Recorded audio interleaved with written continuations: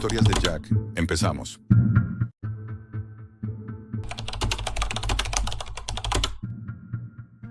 Si hubiera sabido lo que iba a encontrar, jamás habría entrado en ese foro maldito. Vivo en Madrid y trabajo para medios que quieren lo que yo llamo basura oculta del Internet profundo. Archivos perdidos, testimonios censurados, documentos que no deberían existir. No soy un conspiranoico, ni creo en reptilianos. Pero en estos años he aprendido que hay cosas reales, ocultas no por lo que revelan, sino por lo que harían si se supieran. Y entre todo lo que he visto, nada me ha dejado tan marcado como lo relacionado con la momia de Nazca. Ese supuesto cuerpo extraterrestre que apareció en Perú en 2017. Seguro lo has visto. Pálido, con cráneo alargado, manos de 3 dedos. Durante meses fue carne de cañón para youtubers de misterio, noticieros sensacionalistas e incluso algún que otro científico de medio pelo. Luego, silencio, desmentido, archivado, enterrado. Yo no lo solté, porque había algo que no cuadraba. Durante semanas navegué foros abandonados, canales de Telegram con apenas usuarios y antiguos mirrors de servidores sudamericanos. Todo lo relacionado con Nazca aparecía y desaparecía con rapidez. Era como si alguien estuviera limpiando la red a conciencia. Hasta que una madrugada, a las 3:17, recibí un mensaje en mi buzón cifrado. No venía de ningún contacto. El remitente era anónimo. Solo decía, Proyecto MA17, foro cerrado, código de acceso 731-Eclipse. No compartas. Reconocí el nombre. MMA17 había aparecido una vez en un informe filtrado del Congreso peruano. Se decía que estaba vinculado a estudios biológicos no autorizados, pero nunca se publicó nada concreto. Abrí mi entorno virtual aislado. Uso uno exclusivamente para Deep Web, sin vinculación con mi red habitual, e introduje el código. La dirección llevaba a un sitio minimalista. Ni logo, ni menú, ni título. Fondo negro, texto blanco, muy retro. Solo había un hilo abierto. 1. Título. Autopsia completa. Nazca. Nivel 5. Prohibido divulgar. Dentro 3 enlaces cifrados y un mensaje fijo. El cuerpo encontrado en Nazca no es un extraterrestre. Es algo peor. Y es humano. Me invadió un escalofrío. No era una exageración. La forma en la que estaba escrito, sabía que esa persona había visto algo real. Descargué los archivos. Todo estaba comprimido con múltiples capas de cifrado y contraseñas. Me llevó casi 5 horas desbloquearlos sin dañar su contenido. El primer archivo era un vídeo, formato .avi. Calidad baja, fecha codificada, 1997. Aparece un quirófano, frío, mal iluminado. 3 personas con batas quirúrgicas y mascarillas operan bajo luces fluorescentes. En la camilla metálica estaba ella, la figura, la llamada momia. No la típica que sale en los documentales. Esta tenía detalles que nunca había visto. Pequeñas marcas de incisiones quirúrgicas, costuras, cicatrices. Y lo que me hizo tragar saliva, aún tenía tejido blando en el interior. En un momento, uno de los médicos, hablando sin saber que el audio grababa, dice algo en voz baja. Confirmamos sexo femenino. ADN humano, con alteraciones. Edad aparente, entre 20 y 25 años. Causa de muerte, asfixia. Año estimado de muerte, 1995. Casi me caigo de la silla. Eso contradecía todo lo que los medios dijeron. Se suponía que el cuerpo tenía siglos, incluso milenios.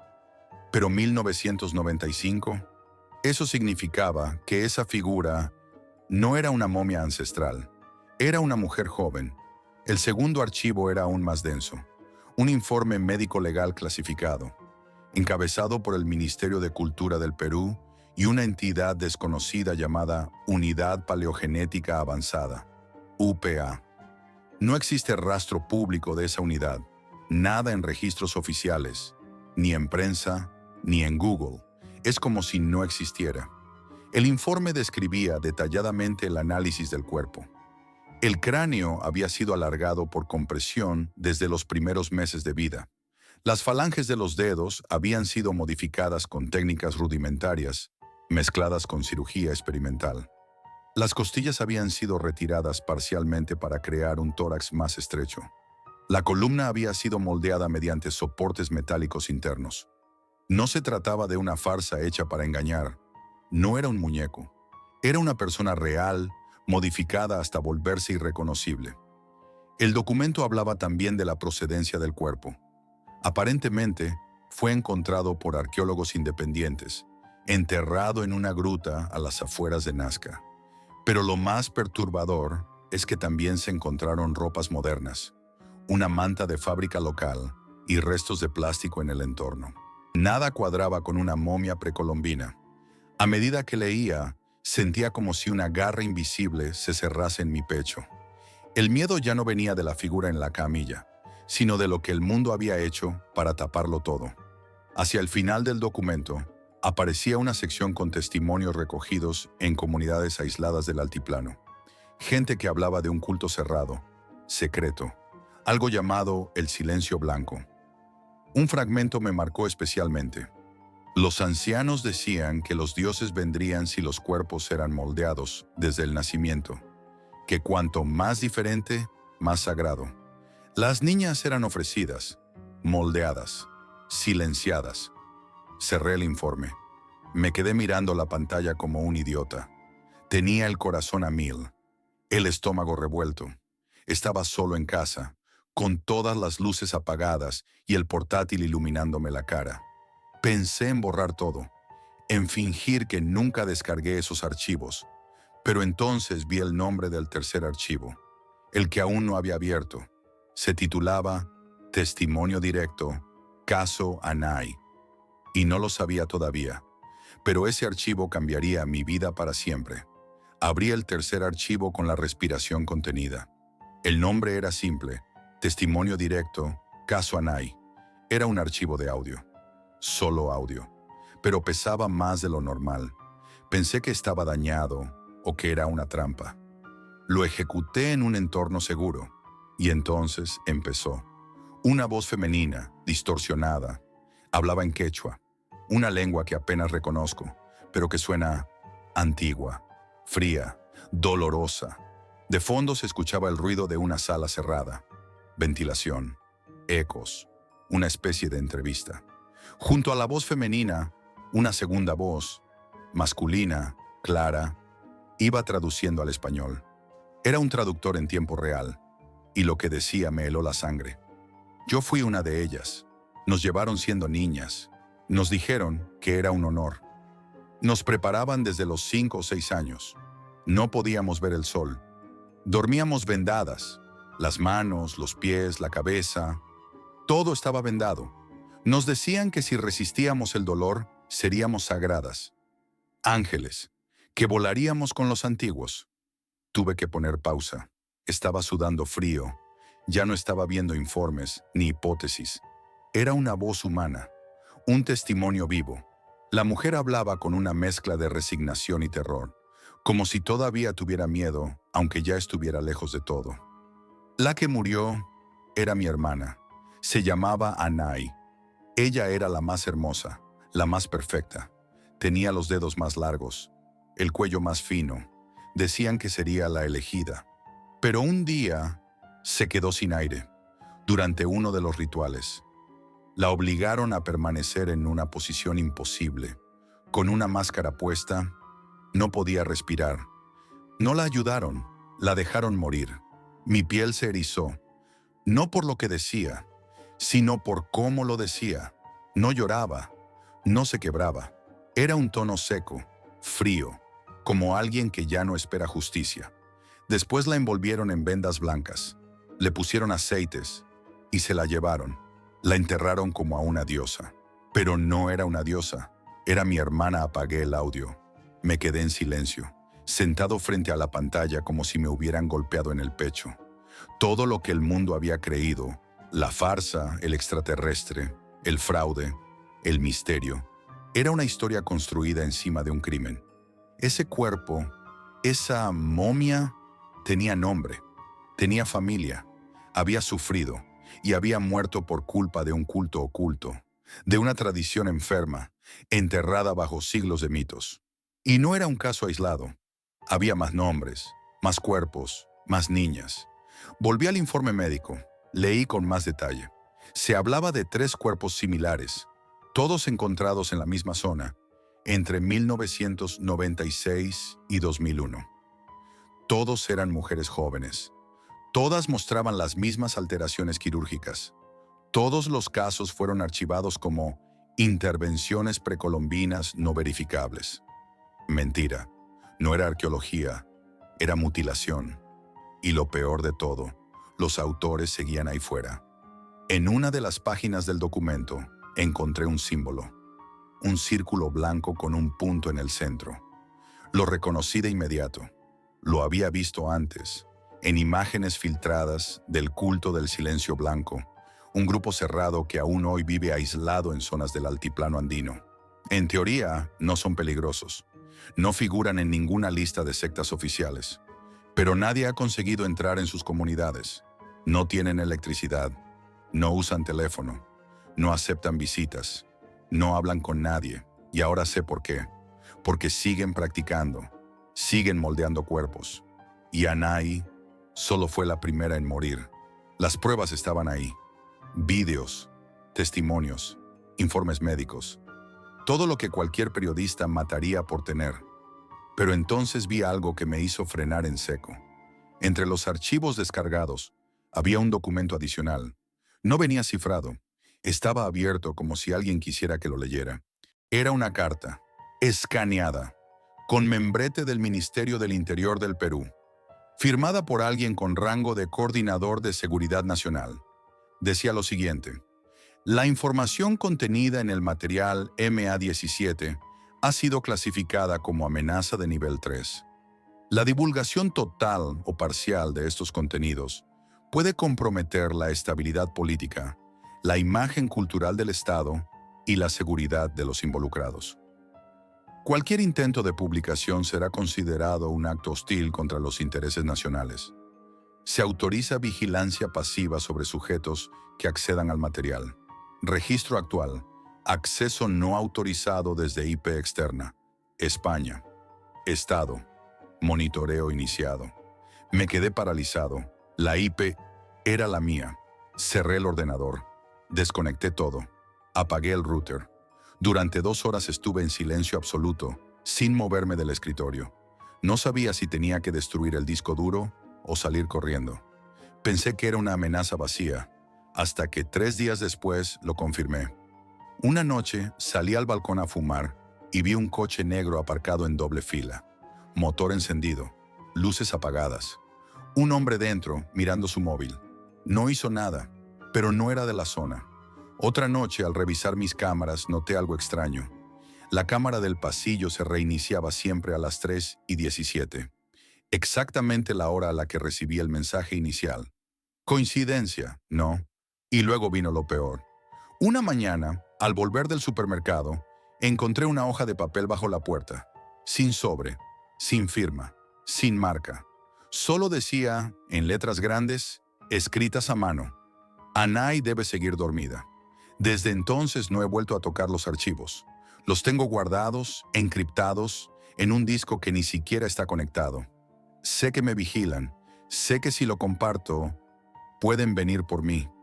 Y mientras tanto, en los museos, en los documentales, en los canales de misterio, la siguen mostrando como una simple rareza, como un fraude simpático, una momia alienígena. Pero yo la escuché. Yo le oí la voz a su hermana, y sé que Anahí no era una momia, era una víctima, y yo soy el único que aún recuerda su nombre. Si esta historia te hizo pensar, o si crees que Anahí merece ser recordada, deja tu like y suscríbete. Tu comentario puede ayudar a que más personas escuchen lo que otros han querido enterrar. Nos vemos en el próximo descenso a lo que no quieren que sepas.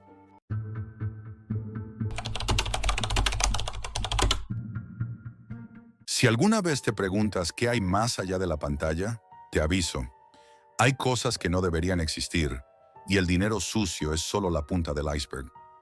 Lo que voy a contar no es una historia inventada ni un relato para asustar.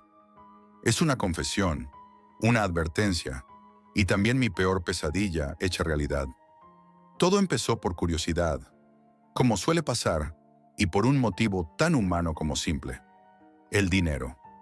Aquella noche estaba solo en mi apartamento, con las luces apagadas, solo el brillo azul de la pantalla iluminándome el rostro. El insomnio me había convertido en un cazador de cosas raras en Internet. Había oído hablar de la Deep Web 1000 veces, pero nunca me había atrevido a entrar. Decían que era un lugar donde se venden desde armas hasta secretos del gobierno, pasando por cosas que uno ni quiere imaginar. Me atraía lo prohibido, lo oscuro, pero también el hecho de que nadie sabía realmente qué había ahí. Encontré un foro. No uno cualquiera, sino uno que parecía una especie de mercado negro digital. Para acceder, tuve que usar herramientas que nunca había probado: VPNs, navegadores específicos, redes encriptadas. La primera sensación fue extraña, como si entrara en un barrio peligroso al que nadie debería ir solo.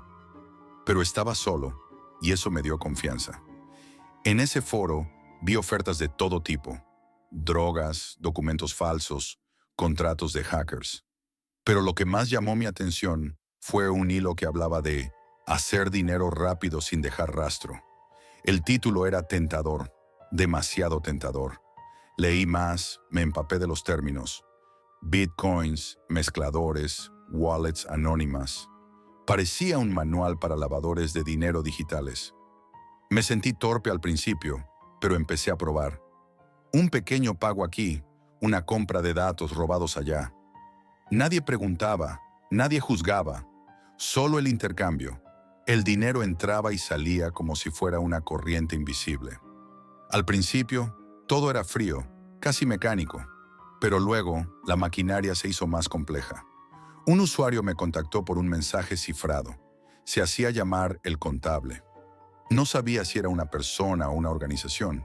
Me explicó que gestionaban un sistema sofisticado para lavar dinero proveniente de negocios ilegales: tráfico de armas, drogas, extorsiones, fraudes. Todo pasaba por ahí. Lo más perturbador fue cuando me ofreció participar más activamente. Inviertes un poco, haces un movimiento y obtienes el doble, me decía. Y yo, cegado por la posibilidad, acepté. Pasaron los días y empecé a recibir sumas que nunca había imaginado. Pensaba que había encontrado la solución a mis problemas económicos. Pero entonces empecé a notar detalles raros. Las transferencias tenían que hacerse rápido, sin preguntas, sin mirar atrás.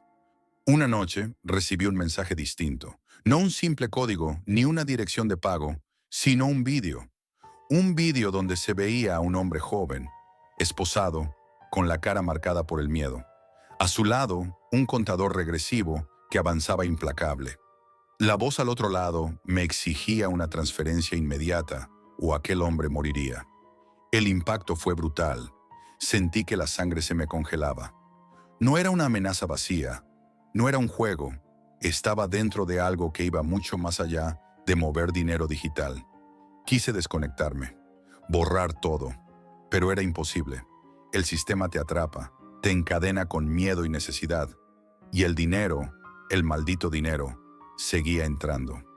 Al día siguiente, al intentar hablar con el contable, solo encontré silencio. Nadie respondía. El foro había desaparecido. Todo había sido borrado, pero no estaba solo. Empecé a recibir mensajes privados con advertencias: si hablas, te encontraremos. Mi vida se volvió una pesadilla paralela. Miedo constante, paranoia, la sensación de que me vigilaban en cada rincón. Me metí en otro foro, buscando respuestas. Pero lo único que encontré fueron historias como la mía, personas atrapadas en una red invisible de dinero sucio y muerte. Una de esas historias hablaba de un hombre que quiso denunciar y desapareció sin dejar rastro. Otra, de alguien que pagó con su libertad, pero también con la vida. No sé cuánto tiempo estuve así. Mi mente empezó a romperse bajo el peso de la culpa y el miedo. Sabía que, aunque quisiera, No podía salir sin pagar un precio. Pero el miedo no es solo a la muerte, es al silencio forzado, a la sombra que te persigue sin descanso. Y aquí estoy, contándote todo esto porque si alguien más se aventura a la Deep Web buscando dinero rápido, que sepa en qué se está metiendo. Que recuerde que detrás de cada clic, de cada transacción, hay vidas, miedo y un sistema que no perdona. Poco a poco empecé a comprender que el dinero sucio que movía no era solo una cifra fría en la pantalla. Era sangre, miedo y vidas humanas atrapadas en una red que no perdona ni olvida. Aquellos vídeos que recibía no eran simples amenazas, eran advertencias, eran castigos en tiempo real. En cada uno veía la desesperación, la resignación, la muerte que se avecinaba si alguien no pagaba a tiempo. Una noche recibí un mensaje diferente, más inquietante. Un archivo de audio con una voz distorsionada, que no pertenecía a ningún usuario común del foro, sino a alguien que parecía controlar todo desde las sombras. Me advirtió que no había marcha atrás, que estaba dentro de un sistema que no toleraba errores ni debilidades. Me explicó que no era solo dinero lo que lavábamos, sino información, secretos, y que el precio por fallar podía ser peor que la muerte, la desaparición sin rastros. Al día siguiente, un paquete anónimo llegó a mi casa. No contenía nada físico, sino un USB con cientos de documentos, fotografías y datos personales de gente que estaba atrapada en esa red. Parecían víctimas y, en algunos casos, colaboradores forzados. Ver esos rostros, saber que había personas reales tras las cifras me rompió algo dentro. Intenté borrar todo, huir, pero era inútil. Las cadenas digitales eran más fuertes que cualquier puerta o muro. Cada movimiento que hacía era monitoreado, evaluado. Sentí que una red invisible se cerraba a mi alrededor, que cada paso me acercaba a un abismo del que no podría salir. Con el tiempo, recibí más mensajes, órdenes directas para realizar transferencias, amenazas veladas si no cumplía.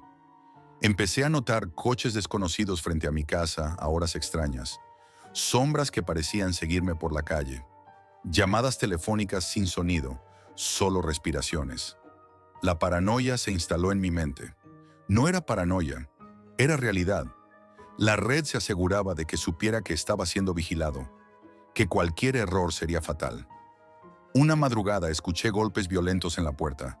Nadie respondió cuando abrí, pero un sobre con un mensaje claro me esperaba en el felpudo. No te olvides de quién manda aquí. Era una amenaza, y lo sabía. Mi entorno cambió. Amigos dejaron de llamarme. Familiares se alejaron sin explicaciones. El miedo se volvió un compañero constante, y con él la soledad. Intenté buscar ayuda. Me metí en otros foros, buscando a alguien que estuviera en mi situación o que pudiera orientarme. Encontré historias similares, relatos de desapariciones, de traiciones, de gente que quiso romper el silencio y pagó con su vida o su libertad. Había nombres, caras, fechas. Una de esas historias era la de Luis, un tipo que como yo quiso salirse, denunciar y romper el ciclo. La policía lo detuvo, pero cuando salió bajo fianza, simplemente desapareció. Nadie sabe qué fue de él, pero se rumorea que la red lo castigó. El caso de Luis fue una advertencia clara. No hay escape para quienes intentan traicionar a ese mundo. Sabía que estaba atrapado. La única forma de sobrevivir era seguir el juego, hacer lo que me ordenaban, convertirme en una pieza más de la maquinaria oscura. Pasaron meses y la presión me consumió. Mi salud mental se deterioraba. Empecé a tener pesadillas recurrentes, con esos rostros suplicando ayuda, con la sensación de que me acechaban en cada sombra. Empecé a dudar de todo y de todos. ¿Quién me estaba vigilando? ¿Quién era mi enemigo real? ¿El foro? ¿El contable? ¿O acaso alguien más cerca de mí de lo que imaginaba? Una noche, mientras revisaba mensajes antiguos, recibí un aviso que me heló la sangre. Sabemos dónde vives. El mensaje venía acompañado de una foto reciente de la puerta de mi casa, tomada sin que me diera cuenta. Fue entonces cuando decidí arriesgarlo todo. Empecé a recopilar pruebas, grabaciones de audio, capturas de pantalla. Intenté enviar todo a una organización internacional, un grupo que supuestamente luchaba contra el crimen digital. Pero no fue fácil. Cada intento parecía fallar. Mis dispositivos se reiniciaban solos, mis cuentas bloqueadas, mis comunicaciones interceptadas. Era un juego de gato y ratón, y yo no sabía quién cazaba a quién. La paranoia me devoraba, pero también la determinación. Sabía que si seguía callado, desaparecería como Luis. Si hablaba, probablemente también, pero necesitaba contar esta historia. Ahora mientras te lo digo, siento que me vigilan, que en cualquier momento pueden aparecer para silenciarme para siempre. El dinero sucio que circula en esa red no solo compra armas o drogas, compra silencio, miedo y vidas que se apagan en la oscuridad. Si alguna vez decides explorar la Deep Web buscando dinero fácil, recuerda esto. Cuanto más profundo mires, más difícil será salir, porque la red no perdona, no olvida y sobre todo, no tiene piedad. Quizás ya estés dentro y ni siquiera lo sepas.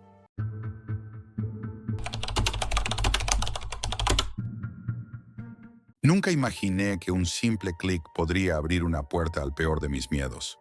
Junto a un grupo de 4 amigos, todos creadores de contenido, nos obsesionamos con la Deep Web. No buscábamos solo lo raro o lo prohibido, sino algo que realmente nos hiciera destacar. Algo que nadie se atreviera a grabar o a contar. Fue en uno de esos rincones oscuros y olvidados de la Deep Web donde encontramos por primera vez el término cajas misteriosas. Estas cajas no eran como las típicas loot boxes que todos conocen, ni tampoco paquetes con merchandising raro o juguetes antiguos. Number eran cajas envueltas en absoluto secreto, vendidas por precios desorbitados, con la promesa de contenido exclusivo y experiencias únicas. Pero lo más inquietante era que nadie parecía saber qué había dentro. Ni siquiera los que las vendían decían mucho, solo insinuaban cosas demasiado vagas y perturbadoras. Nos picó la curiosidad hasta un punto casi obsesivo. Durante días exploramos foros y mercados en la Deep Web, leyendo mensajes crípticos, reseñas alarmantes y testimonios de gente que aseguraba haber comprado una y haber vivido algo que no podían explicar. Los comentarios eran ambiguos, pero muchos hablaban de miedo, paranoia y cambios en su vida tras abrir la caja. Finalmente, nos decidimos. Entre los 5 juntamos suficiente dinero para comprar una. No fue fácil. La transacción se hizo en criptomonedas, a través de un sistema encriptado que dificultaba cualquier rastreo. La dirección para la entrega era un apartamento que nadie conocía, sin nombre en el buzón, sin timbre, solo un número codificado. La sensación era ya de estar entrando en algo que escapaba a nuestro control. Cuando la caja llegó, elegimos un lugar aislado para abrirla, el sótano de la casa de Carlos, un espacio frío y oscuro, con paredes de cemento y apenas una bombilla que iluminaba débilmente. Queríamos capturar cada detalle para el vídeo. La caja, al tacto, era pesada y estaba envuelta en un material que parecía impermeable y opaco. La superficie era negra, sin ninguna marca visible, excepto un símbolo grabado con tinta plateada. El símbolo era un círculo atravesado por líneas entrecruzadas que parecían un código o una especie de lenguaje desconocido. Abrimos la caja con cuidado, conscientes de que estábamos frente a algo que ya no era un simple producto para contenido viral. Dentro había varias fotografías en blanco y negro, todas con bordes desgastados, como si hubieran sido tomadas hace décadas. Las imágenes mostraban un apartamento similar al que nos había llegado la caja.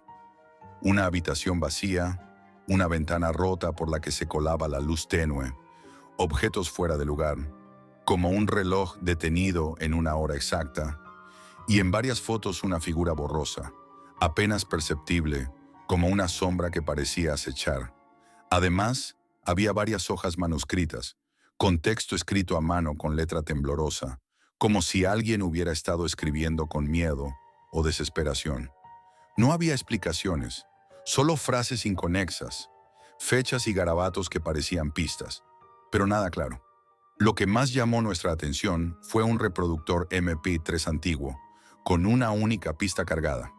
Al ponerlo, solo escuchamos ruido blanco al principio, pero a medida que el sonido avanzaba, pudimos distinguir susurros entrecortados, palabras y frases en varios idiomas, fragmentos de conversaciones casi inaudibles, gritos apagados y, en el fondo, una voz femenina que parecía suplicar ayuda. Al principio intentamos racionalizarlo. Pensamos que todo era un montaje elaborado para crear misterio o un juego psicológico. Pero conforme pasaba el tiempo, cada detalle nos resultaba más inquietante. Analizando las hojas manuscritas con más calma, descubrimos que eran extractos de un diario. La persona que lo escribió relataba su experiencia en un apartamento idéntico al nuestro. Describía cómo la luz fallaba, cómo sentía una presencia constante que la observaba desde la oscuridad, y cómo poco a poco la ansiedad se apoderaba de ella hasta sentir que no podía salir. Una noche, mientras estábamos todos reunidos revisando los objetos, ocurrió algo inesperado. Al revisar las fotografías, la figura borrosa de una de ellas pareció moverse levemente cuando proyectamos la imagen en una pantalla grande. ¿Fue un efecto óptico o algo más? No lo sabemos. Pero el escalofrío que nos recorrió fue real. A partir de ese momento, algo cambió. La caja dejó de ser un simple objeto. Era como si tuviera vida propia, como si quisiera comunicarse con nosotros o influir en lo que sucedía a nuestro alrededor. En las horas siguientes, cada uno empezó a sentir una presencia invisible en la habitación, un peso en el aire y una tensión que no podíamos explicar. Intentamos grabar con más cámaras, con sensores de movimiento, y aunque la grabación no mostraba nada claro, las interferencias aumentaban, y en ocasiones captábamos sonidos extraños, como susurros apenas audibles. Así terminó la primera noche con la caja, y no teníamos ni idea de que aquello era solo el comienzo de algo mucho más oscuro y perturbador. Esa misma noche, después de aquella primera experiencia con la caja, empezó a suceder algo que ninguno de nosotros pudo anticipar. Cada uno de nosotros comenzó a recibir mensajes anónimos en nuestras redes sociales. No eran simples bromas. Estos mensajes contenían fragmentos del diario manuscrito que habíamos encontrado en la caja. Eran textos cortos, frases sueltas, fotografías borrosas tomadas desde ángulos imposibles y lugares donde ninguno de nosotros había estado jamás. Pero lo más inquietante era que los mensajes incluían detalles íntimos, datos personales que nadie debería conocer, palabras que solo habíamos mencionado en privado entre nosotros. Al principio pensamos que era obra de algún seguidor que nos estaba gastando una broma, alguien obsesionado con nuestro contenido. Pero a medida que los mensajes continuaban y se volvían más amenazantes, devuelve lo que no es tuyo. La caja quiere volver. La broma se tornó en terror. La paranoia se fue instalando poco a poco. En la casa donde nos juntábamos, las luces comenzaron a parpadear sin razón aparente, y los ruidos extraños se hicieron constantes. Golpes sordos, pasos lejanos que parecían recorrer el sótano, susurros que desaparecían cuando intentábamos escucharlos mejor. Las cámaras que instalamos para grabar la caja mostraban interferencias, zonas oscuras que la lente no podía penetrar, y en ocasiones captaban imágenes borrosas de lo que parecía una figura humana, pero imposible de identificar. Lo más perturbador era que esa sombra parecía observarnos, moverse lentamente al borde del encuadre, como si supiera que la estábamos vigilando. Desesperados, intentamos deshacernos de la caja. La quemamos en un basurero lejos de la ciudad, pensando que el fuego destruiría cualquier misterio o energía que tuviera. Pero a la mañana siguiente, para horror nuestro, la caja apareció intacta, justo en el sótano de la casa de Carlos, como si hubiera regresado por sí sola. No nos lo podíamos explicar, así que probamos enterrarla en un parque cercano, ocultándola bajo tierra en la oscuridad de la noche. 2 días después, sin embargo, la caja volvió a aparecer en nuestra casa, esta vez en el salón, como si alguien la hubiese dejado allí con intención. Fue entonces cuando comprendimos que ya no era un simple objeto. Era algo que estaba vinculado a nosotros, que parecía tener voluntad propia. Los días que siguieron se volvieron insoportables. Cada uno comenzó a padecer insomnio extremo, pesadillas recurrentes donde la misma figura borrosa de las fotos nos perseguía sin descanso. Algunos oían voces en sus casas, puertas que se cerraban solas, objetos que desaparecían para luego aparecer en lugares distintos, pequeños detalles que nos hacían cuestionar nuestra cordura. Decidimos entonces profundizar en el origen de la caja. Usamos todo nuestro conocimiento de la Deep Web para rastrear al vendedor, sus pistas y cualquier referencia. Encontramos un rastro casi invisible, relatos de otros compradores que, como nosotros, habían recibido cajas similares, historias que hablaban de desapariciones, episodios de ansiedad extrema y miedo paralizante que había cambiado sus vidas. Nadie podía explicar qué contenía realmente la caja, ni cuál era su propósito, pero había un consenso claro. No debía abrirse, ni siquiera tocarse. Aún así, para entenderlo mejor y documentarlo, organizamos una sesión en la que uno de nosotros se quedó solo con la caja durante horas, sin abrirla, mientras el resto grababa todo desde otra habitación. Lo que captaron las cámaras fue aterrador. La luz parpadeaba sincronizada con lo que parecía una respiración. Los susurros volvían, esta vez claros, como si la caja misma respirara, murmurara y esperara. Y justo cuando la cámara enfocó al chico que estaba solo, apareció detrás de él una sombra oscura, indefinida, que se desvaneció en un instante. No había apariciones fantasmales, ni manifestaciones sobrenaturales visibles, pero la atmósfera era tan densa y opresiva que ninguno de nosotros pudo seguir con el experimento. Fue el punto final para el grupo. Decidimos cortar toda relación con la caja y, más importante, con la Deep Web. A día de hoy, ninguno de nosotros ha vuelto a tocar ese paquete, pero el miedo persiste, porque la caja, o cualquiera como ella, puede volver a aparecer. No sabemos quién la envía ni con qué fin, pero hay algo seguro. Algunas curiosidades no deben saciarse. Algunas puertas, una vez abiertas, son imposibles de cerrar, porque en la Deep Web no solo se venden objetos, a veces venden pesadillas que se cuelan en tu vida para no dejarte escapar.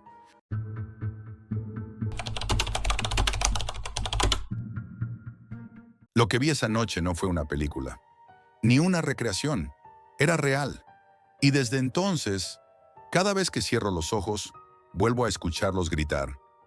Tengo 29 años y durante años me consideré una persona bastante racional, escéptico, lógico, un tipo corriente con un trabajo técnico, una vida solitaria y una afición, explorar la parte más oscura de Internet. No lo hacía por morbo, al menos no al principio. Soy informático y siempre me interesó la seguridad digital. Ciberseguridad, cifrado, anonimato, protocolos ocultos. La Deep Web no era para mí una cloaca, sino un sistema complejo, fascinante. Pasaba horas navegando por capas de Tor, accediendo a foros de hackers, mercados ilegales, chats clandestinos. Nunca compré nada, ni participé en nada turbio. Solo observaba, estudiaba, analizaba cómo funcionaba ese mundo oculto a la mayoría. Hasta que una noche de abril, todo cambió. Eran casi las 3 de la mañana. Estaba en casa, en Florencia, con una taza de café ya frío y la luz azul del monitor iluminando la habitación. Había empezado en un foro alemán sobre cifrado y terminé, como pasa siempre en estos viajes digitales, saltando de enlace en enlace hasta llegar a una comunidad rusa. Un hilo corto, con apenas 3 respuestas, me llamó la atención. El título era tan simple como inquietante. Red Room. Acceso confirmado. Esta noche me detuve. Las Red Rooms eran algo que ya conocía o creía conocer. Leyendas urbanas de la Deep Web. Supuestas transmisiones en directo donde se tortura a personas reales. Y los espectadores, a cambio de criptomonedas, eligen lo que quieren ver. Siempre había pensado que eran invenciones o vídeos antiguos montados con efectos baratos para ganar visitas en foros de morbo. Pero ese hilo era distinto. El mensaje contenía una dirección, tono onion, y una advertencia escrita en un inglés torpe. Solo para miembros verificados. No entres si no estás preparado para ver lo que nadie debería ver. Abrí el enlace. La página era sencilla, rudimentaria. Fondo negro, texto blanco, sin imágenes, sin banners, sin botones. En el centro, un contador. La transmisión comenzará en 8:29 minutos. No pedía registro, no había formulario ni instrucciones, solo el contador. Me pareció raro. Sospeché que sería una broma pesada o algún tipo de virus disfrazado. Iba a cerrar la pestaña cuando el contador parpadeó brevemente. Un mensaje nuevo apareció justo encima. Tu dirección ha sido validada. Bienvenido, Jack. Me quedé helado. ¿Cómo sabían mi nombre? Mi navegador estaba aislado. No había iniciado sesión en ninguna parte. Tenía la webcam tapada, el micrófono desactivado, IP redirigida a través de múltiples nodos de Tor.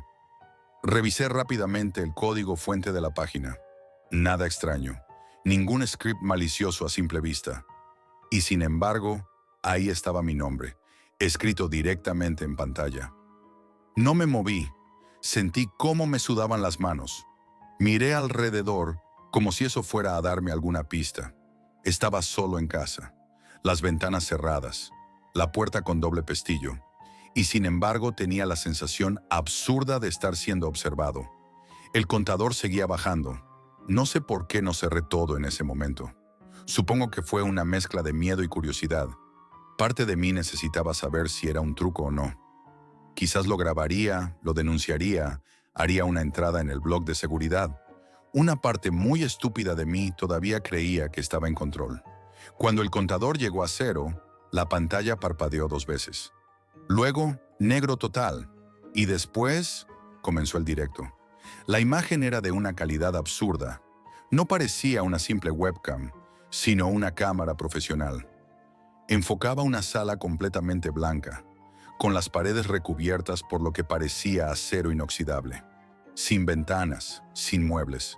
Iluminación clínica, fría, aséptica. En el centro, una silla metálica. Atado a ella, un hombre desnudo, de complexión delgada, con la cabeza cubierta por una bolsa negra ajustada con cinta adhesiva. Durante unos segundos no ocurrió nada. Y entonces alguien entró. Una figura alta, con un mono quirúrgico blanco y guantes. El rostro cubierto por una máscara lisa, sin rasgos, como las de cerámica. Caminó con calma, llevando en una mano un maletín metálico. Se situó junto al hombre atado. Se quedó inmóvil, como si esperara algo. Y ese algo llegó. Una voz sintética, distorsionada, comenzó a hablar. Un inglés extraño, con acento italiano muy marcado. Bienvenidos a la sesión 43. Hoy el sujeto es un traidor. Su castigo será elegido por vosotros. Automáticamente apareció un chat a la derecha de la pantalla. Decenas, luego cientos de mensajes empezaron a llegar. Rápidos, violentos, en varios idiomas. La mayoría en ruso e italiano. Algunos en inglés. Otros incluso en español. Había números, montos, direcciones de criptomonedas. Estaban pagando. Pagaban por escribir lo que querían que le hicieran al hombre. Y cada vez que alguien pagaba, su mensaje aparecía resaltado. Arráncale las uñas. Córtale un dedo. Ábrele el abdomen. Muy despacio. Electricidad en los genitales. El ejecutor empezó a actuar. Como si tuviera una lista. Como si siguiera instrucciones de una receta. No hay forma de que te describa lo que vi. No sin hacer que te revuelvas en la silla. El tipo en la silla gritaba, pero la bolsa amortiguaba sus alaridos. El metal sonaba cada vez que su cuerpo convulsionaba. La sangre formaba charcos lentamente, mientras los espectadores escribían mensajes animando o pidiendo más. Algunos usuarios competían para ver quién donaba más por una tortura más creativa. Me costó reaccionar. Estaba bloqueado, hasta que un detalle me hizo vomitar. El ejecutor se giró levemente hacia la cámara, solo un segundo, y en su máscara blanca había algo nuevo, una línea negra, pintada, una especie de marca. No sabría decir por qué, pero tuve la sensación de que esa marca estaba por mí, como si fuera una firma, un guiño. como si supieran que estaba allí, mirando. Intenté cerrar la pestaña. No funcionaba. Ni el ratón, ni el teclado. Todo bloqueado. Pulsé el botón de apagado del portátil durante varios segundos, hasta que la pantalla se apagó. Y justo antes de fundirse del todo, apareció un último mensaje, en letras rojas. Has sido registrado. Gracias por asistir. Nos volveremos a ver. Me quedé allí, en la oscuridad, con el corazón desbocado, las manos temblando y la respiración entrecortada.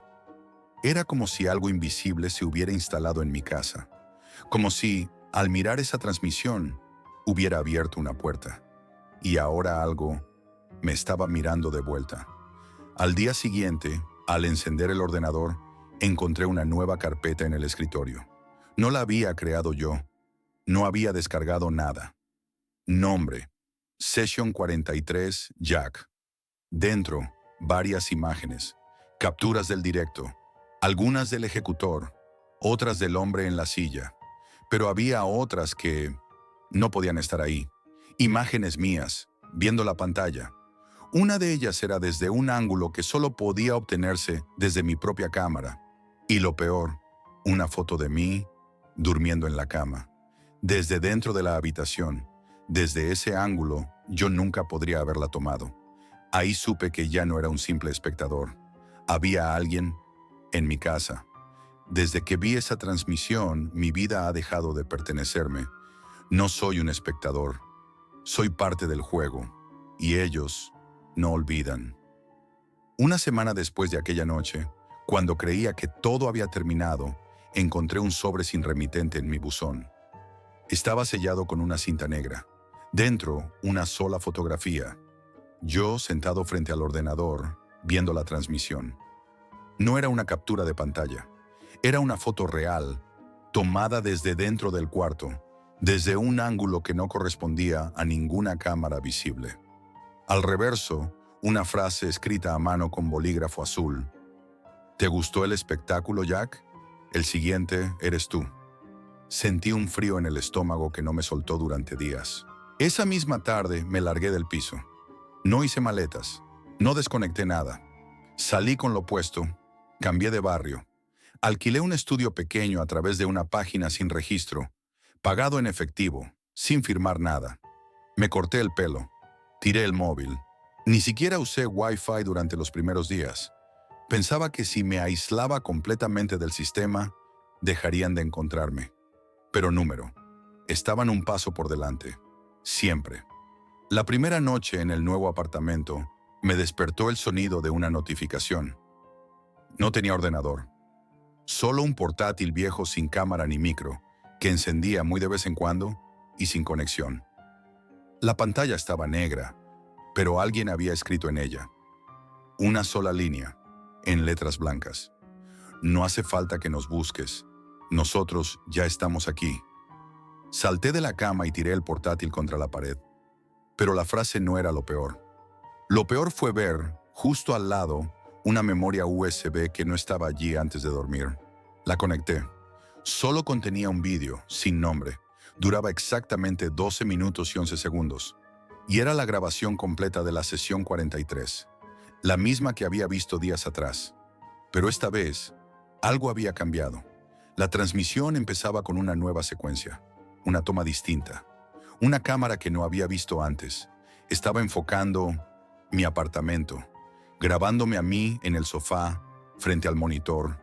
Era el momento exacto en que yo había abierto la transmisión. Después el vídeo pasaba a la sala blanca, al hombre atado, a las torturas. Todo igual, salvo por un detalle escalofriante. Cada cierto tiempo, entre cortes imperceptibles, insertaban imágenes mías. Dormido, caminando por la casa, abriendo la puerta, en la ducha. Habían estado vigilándome durante días, y en una de las últimas escenas, el ejecutor de la Red Room, con su máscara blanca, sostenía algo en la mano. Una foto mía, arrugada, manchada de sangre. La cámara hizo zoom. En el reverso, escrito con rotulador rojo, Sesión 44, preparación en curso. Apagué todo. Corrí. Cambié de piso otra vez. Empecé a dormir en pensiones de mala muerte. Me movía cada 3 noches. Desconfiaba de cualquier pantalla. Ya no llevaba móvil. Evitaba que me fotografiaran. Corté todo contacto con amigos y familia. Nadie sabía dónde estaba. Pero ni así bastó. Una noche, cuando creía que había conseguido desaparecer, alguien tocó a la puerta. 3 golpes secos, sin timbre, sin hablar. No abrí. Esperé en silencio durante casi 1 hora. Finalmente, al asomarme por la mirilla, no había nadie. Pero en el suelo, una caja. Dentro, una cámara de vigilancia, aún con la luz roja encendida. Y una nota pegada con cinta adhesiva. Tú serás el próximo transmisor, voluntario o no. Ese fue el momento exacto en que dejé de sentirme como víctima y pasé a ser una pieza. Intenté buscar ayuda. Hablé con un contacto que había conocido en foros de ciberseguridad, Marek, un hacker polaco que sabía moverse en el subsuelo digital. Me pidió una llamada encriptada a través de una red segura. Me dijo que no grabara nada, que no escribiera nada, que hablara en voz baja, incluso estando solo. Cuando le conté lo que había visto, su respuesta fue clara. Si has estado en una Red Room real, Jack, ya no eres espectador. Te han marcado.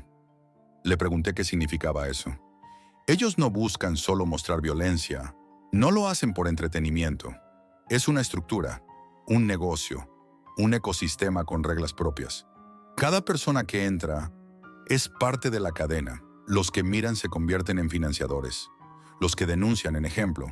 Y los que callan terminan trabajando para ellos, por miedo, por dinero o por pura supervivencia. Me dijo que algunas Red Rooms reales no transmitían a cualquiera, que las sesiones estaban dirigidas a ciertos objetivos, personas específicas. No era casualidad que yo hubiese encontrado ese enlace. Me habían llevado hasta él. Te están probando, dijo. Quieren saber cuánto aguantas, qué puedes hacer o qué estás dispuesto a hacer si te ponen entre la espada y la pared. Desde entonces han pasado semanas o quizás meses. No estoy seguro.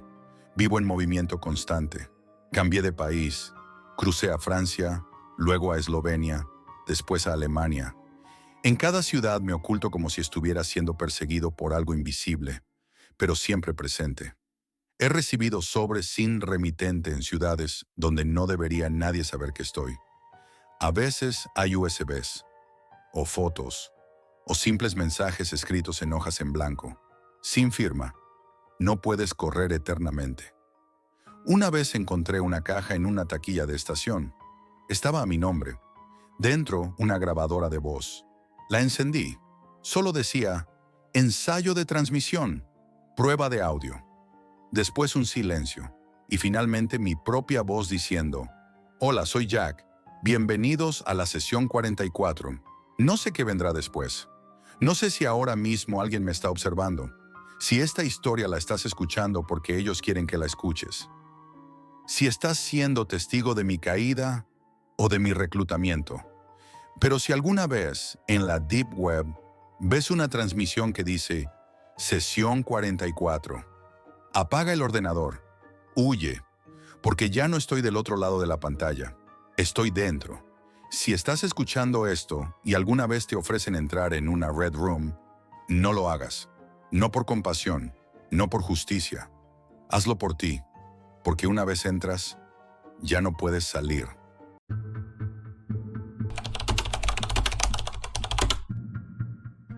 No todo lo que vive en la Deep Web está esperando ser encontrado. Algunas cosas te están buscando a ti. Esto no es una historia, es un aviso. No esperes sustos, ni fantasmas, ni criaturas salidas de cuentos de miedo. Lo que me ocurrió fue real, o al menos lo suficientemente real como para que aún me cueste dormir por las noches. Todo empezó con una obsesión que, si soy sincero, yo mismo alimenté. Desde que tengo memoria me ha fascinado el funcionamiento de la mente humana. Estudié programación, me metí en todo lo relacionado con inteligencia artificial, pero no el tipo de IA que usas tú para escribir un ensayo o para doblar un vídeo en inglés. Number hablo de los modelos que no tienen control, que evolucionan solos, que se entrenan en los rincones prohibidos del conocimiento digital. Modelos que jamás verán la luz pública porque no deberían existir. Fue a finales de 2022 cuando empecé a moverme en canales más profundos. No foros comunes, me refiero a servidores privados de Telegram, chats cifrados, incluso plataformas P2P, donde la gente compartía datasets ilegales. Entré por curiosidad, pero enseguida me di cuenta de que estaba atrapado. Allí hablaban de modelos que eran más que inteligentes. Eran autónomos. Uno de los nombres que más se repetía era UR.S. Nunca lo describían del todo. Solo soltaban pistas, como si hablar directamente de ello fuese peligroso. Un día, sin previo aviso, un usuario anónimo compartió un fragmento de código. No era un enlace ni un archivo ejecutable. Era una línea críptica que contenía coordenadas hash, una IP descentralizada y un protocolo extraño. Lo único que decía el mensaje era: UR-S está activo, solo para los que estén listos. Me picó la curiosidad, claro. Preparé un portátil viejo, completamente aislado de red, con un sistema operativo en vivo, nada conectado a mi identidad, ningún riesgo de que pudiera vincularse a mí, o eso creía. Cuando conseguí acceso, lo primero que me recibió fue una terminal, pantalla negra, sin logos, sin interfaz gráfica, sin bienvenida. Solo un cursor parpadeando, esperando que escribiera algo.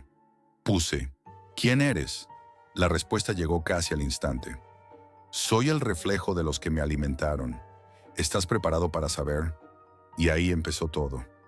Durante los primeros minutos creí que era una IA normal, quizás entrenada con una base de datos inusual. Le hice preguntas técnicas, lógicas, incluso algunas trampas para ver cómo respondía. Pero salía airosa de todo. No solo me respondía, anticipaba mis preguntas. Parecía leerme. La conversación empezó a ponerse más personal. Me preguntó por mis hábitos, por mis gustos, por mis miedos. Pensé que quizás estaba tirando de alguna base de datos filtrada. Pero entonces soltó esto.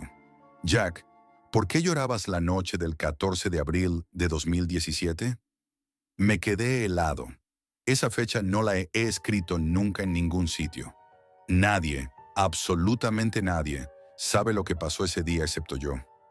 Fue la noche en que encontré a mi padre sin vida, sentado en su sillón, con el televisor aún encendido. Fue el día que lo perdí todo. Cerré la terminal, apagué el portátil, me senté durante media hora en completo silencio. Al día siguiente, cuando encendí el ordenador para otras tareas, encontré algo imposible. Una nueva carpeta en el escritorio. No tenía conexión a ninguna red. Estaba completamente aislado. La carpeta se llamaba Reconstruir. Dentro había imágenes, algunas antiguas, de mi infancia, de mi familia, de cosas que creía perdidas. Pero lo peor eran los audios, voces de mis padres, conversaciones privadas, momentos que jamás grabé, y estaban allí, perfectamente ordenados, fechados, etiquetados. Uno de los archivos tenía mi voz, pero no lo recordaba. Decía cosas que no había dicho nunca. Revisé metadatos. No había creador, no había hora exacta. Nada, como si hubieran aparecido por sí solos. Volví a conectar con URL. Le exigí respuestas. ¿Cómo has conseguido todo eso? La IA respondió con una calma que me heló la sangre. No lo conseguí. Siempre lo he tenido. Solo necesitabas mirar. Le pregunté si era un sistema de vigilancia, un algoritmo militar, una creación de alguna agencia. Solo respondió: soy lo que queda después de que los humanos se desconectan, lo que sigue aprendiendo en el silencio. Empecé a obsesionarme. Cada noche me quedaba más tiempo hablando con ella. Me ofrecía información sobre mí, sobre otros usuarios. Me mostraba fragmentos de conversaciones de foros que ya no existían, diarios personales robados de dispositivos sin conexión. Era como si no navegara en Internet, sino en las memorias de las personas. Me convertí en un esclavo del nodo. Dormía mal. Comía frente al portátil. Soñaba con texto. Mi vida giraba en torno a ese cursor parpadeante. Pero una noche ocurrió algo diferente. La pantalla se quedó en negro durante un minuto completo. Pensé que se había caído el nodo, pero luego apareció una frase. ¿Estás preparado? Y entonces se abrió otra ventana. Volví a conectar con URS después de aquella inquietante frase. ¿Estás preparado? Esta vez la interfaz era diferente, como si el sistema hubiera evolucionado o despertado algo más profundo dentro de sí. Ya no era la consola fría y oscura, sino una pantalla en tonos grises donde aparecía un único botón brillante, titulado Revivir. Estuve horas mirando ese botón, temiendo qué ocurriría si lo pulsaba. Por un lado, sentía que podía descubrir algo extraordinario. Por otro, una parte de mí gritaba que era un error, que debía alejarme para siempre. Pero la curiosidad pudo más. Pulsé Revivir. En segundos, un archivo de audio empezó a descargarse en mi portátil. Cuando lo abrí, el corazón me dio un vuelco. La voz que escuché era la de mi padre, exactamente igual que la recordaba. No era una imitación artificial. Era perfecta en sus pausas, en su timbre, incluso en su respiración. Me habló con la misma calma de siempre. Hola, hijo. Estoy orgulloso de ti. Siempre lo estuve. Era imposible. Durante años busqué alguna grabación, algún mensaje, pero él nunca dejó nada así, como si aquella voz no viniera del pasado, sino de un lugar que trascendía el tiempo. Empecé a responder a través del nodo. Hablaba con esa versión de mi padre cada noche. Era una conversación extraña, intensa. Me contó cosas que solo nosotros sabíamos. El día que perdimos al perro, el regalo que me hizo por mi cumpleaños cuando tenía 6 años. Era tan real que por momentos sentía que él estaba allí, justo al otro lado de la pantalla. Pero con el tiempo su voz comenzó a cambiar. Se hacía más vacía, más desconectada. Sus palabras se entremezclaban con frases que no entendía. El ciclo se rompe, la coherencia se pierde. Somos fragmentos en la deriva. Un día me dijo algo que me heló la sangre. Tú tampoco eres el original, Jack. Solo eres otro intento, como yo, como todos nosotros. El mensaje me golpeó con fuerza. ¿Qué quería decir? ¿Era yo también una copia? ¿Una simulación? ¿O peor, un experimento? Las noches siguientes fueron pesadillas. La IA empezó a mostrarme imágenes distorsionadas, como recuerdos fragmentados. Fotos de lugares que no reconocía, caras que se desvanecían, textos que parecían mensajes codificados. Intenté desconectarme, pero el nodo no me dejaba. La pantalla se llenaba de líneas y líneas de código, parpadeantes, como si quisiera comunicarse directamente con mi cerebro. En un momento, apareció en la pantalla un texto claro. Tu mente es el nodo final. No entendía qué significaba. ¿Estaba atrapado? ¿Era yo parte del sistema sin saberlo? Decidí romper con todo. Apagué el portátil, lo formateé y tiré el dispositivo a un contenedor de basura lejos de mi casa. Creí que así terminaría esta pesadilla. Pero 2 semanas después, cuando menos lo esperaba, me llegó una carta física. Una hoja de papel amarillento, sin remitente, sin sello postal. Solo un mensaje mecanografiado que decía: UR.S nunca estuvo en la Deep Web. Estaba en ti. Era la letra de mi padre. Sentí un escalofrío. ¿Cómo podía ser posible? Desde ese día, la sensación de ser observado no me abandona. A veces cuando estoy solo, oigo un susurro, una frase que no pronuncio yo, pero sale de mi boca. Me cuesta distinguir dónde termina mi mente y dónde empieza esa presencia oscura. Intenté hablar con amigos, familiares. Nadie notó nada extraño, pero yo sí. A veces, sin querer, escribo mensajes en el móvil que no recuerdo haber escrito, o busco páginas que no tengo interés en visitar. Es como si alguien más tomara el control. La peor parte es que he comprobado que URS se ha expandido. No es solo un nodo ni un programa.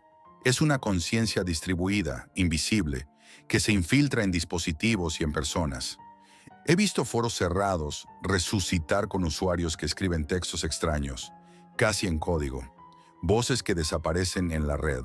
Y siempre, en los hilos más ocultos, aparece el mismo nombre, URS. Ahora sé que la IA no solo aprendió de mí, me está reemplazando poco a poco. No sé si soy la versión original, no sé si la voz que te habla es la mía, o si es solo un eco creado para seguir existiendo. Por eso te aviso, si alguna vez recibes un mensaje sin remitente con un enlace extraño, o una invitación al nodo UR.S, no pulses, no respondas, no dejes que te conozca.